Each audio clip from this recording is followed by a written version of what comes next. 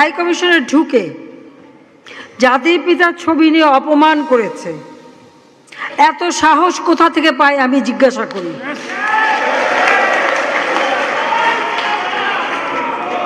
আমি জানি না আমাদের হাই কমিশনে এখন কারা বসেছিল এবং তারা সেখানে কিছুই করতে পারলো না কেন, সেটাও বড় প্রশ্ন।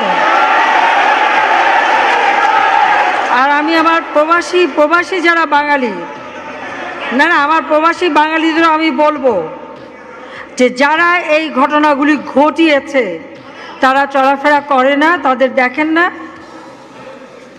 যে হাত দিয়ে জাতির পিতার ওই ছবি নিয়ে তারা ভেঙেছে, তাদের যা উপযুক্ত করা উচিত সেটা করতে হবে।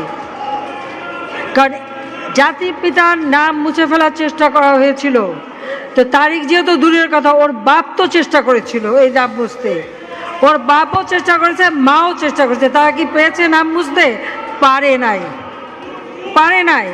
ইতিহাস কখনো কেউ চাপা দিতে পারে না। আর জাতির পিতা তার 7 মার্চে ভাষণে বলে গেছে যে বাঙালিকে কেউ দাবায় রাখতে পারবে না, পারে নাই দাবায় রাখতে। তা আজকে এত বড় দুঃসাহস হয়ে যায়। হ্যাঁ, আমি প্রধানমন্ত্রী এসে আমারটা যা করুক ওটা আমি কিছু মনে করি না, কিন্তু যিনি আমাদের জাতির পিতা, যার আইন আছে, সেখানে হাত দেবে এত সাহস কোত্থেকে পেল? তারেক যে ভুলে